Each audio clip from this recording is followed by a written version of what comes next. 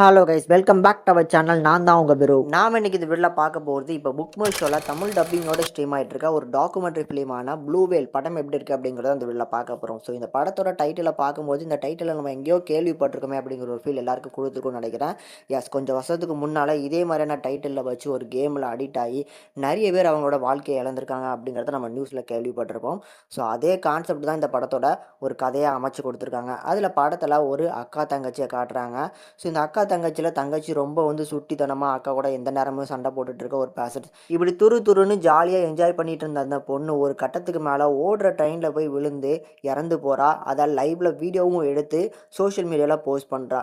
So இதனால் வந்து ஏன் தங்கச்சி வந்து இந்த மாதிரி பண்ணா, அவளை யாராவது வந்து பிளாக்மெயில் பண்ணி இந்த மாதிரி பண்ணிட்டாங்களா, இல்லை வேறு எதுவும் என்ன இஷ்யூ அப்படிங்கிறது தெரிஞ்சுக்கிறதுக்காக அந்த இறந்து போன பொண்ணோட அக்கா வந்து அவளோட சோஷியல் மீடியா, அவளோட கம்ப்யூட்டர்ஸில் என்னெல்லாம் இருக்குது அப்படிங்கிறத தேடி பார்க்க ஆரம்பிக்கிறா. ஸோ அந்த பொண்ணுக்குமே பெரிய ஏஜெல்லாம் கிடையாது, ஒரு 18 வயசுக்குள்ளே தான் இருக்கும். ஸோ இந்த மாதிரி அந்த தங்கச்சி வந்து எதனால இறந்து போனா, அவளை வேறு யாரும் பிளாக்மெயில் பண்ணியிருக்காங்களா, வேறு எதுவும் வச்சு த்ரெட் பண்ணி தான் இந்த மாதிரி பண்ண வச்சுட்டாங்களா அப்படிங்கிறத தெரிஞ்சுக்கிறதுக்காக அவளோட கம்ப்யூட்டர்ஸை ஓப்பன் பண்ணும்போது இந்த ப்ளூ வேல் ஃபோட்டோ தான் அதில் வால்பேப்பராக இருக்குது.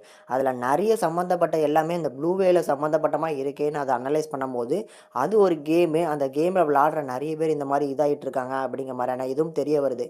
ஸோ அப்போ அந்த கேமில் என்ன தான் இருக்குது அப்படிங்கிறதுக்காக விளையாட ஆரம்பிக்கிறா இந்த பொண்ணு. ஸோ இந்த பொண்ணு ஒரு அக்கௌண்ட்டை ஓப்பன் பண்ணி இந்த கேம் அப்படின்னு சொல்லி ஒரு ஐடிக்கு மெசேஜ் பண்ணுறா. ஸோ அவங்க மே மாதத்துக்கு அப்புறம் தான் அந்த கேம் ஸ்டார்ட் ஆகுது அப்படின்னு சொல்லி ஒரு டேட் அண்ட் டைமை கொடுத்துட்றாங்க.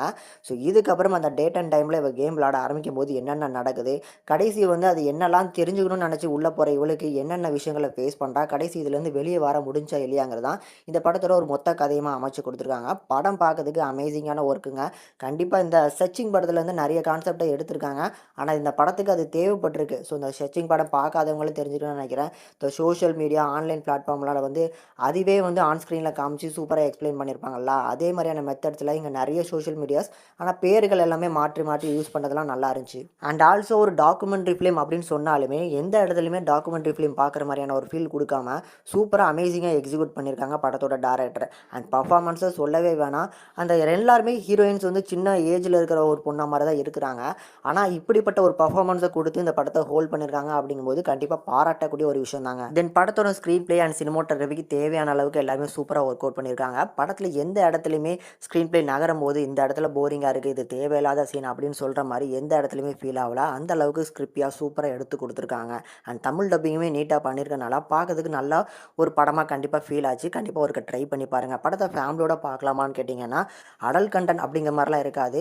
ஸோ இந்த வைலன்ஸ் காட்சிகள் அண்ட் வந்து சூசைட் பண்ணுற மாதிரியான காட்சிகள் அதிகமாக இருக்குங்கிறனால குழந்தைகள் இந்த படத்தை பார்க்க வேணாம். பெரியவங்களாக இருந்தீங்க மட்டுமே சஜஸ்ட் பண்ணுறேன், அந்த மாதிரி பார்த்துக்கோங்க. ஸோ இந்த படத்துக்கு நம்ம சேனல் ரேட்டிங்னு பார்க்கும்போது 5க்கு 3.9 வரைக்கும் ரேஷியோ கொடுத்துருக்கோம். ஒரு மஸ்ட் வாட்சபிளாகவே நான் சஜஸ்ட் பண்ணால் முடிஞ்சால் ட்ரை பண்ணி பாருங்கள். ஒரு நல்ல என்டர்டெயின் கண்டிப்பாக கிடைக்கும்.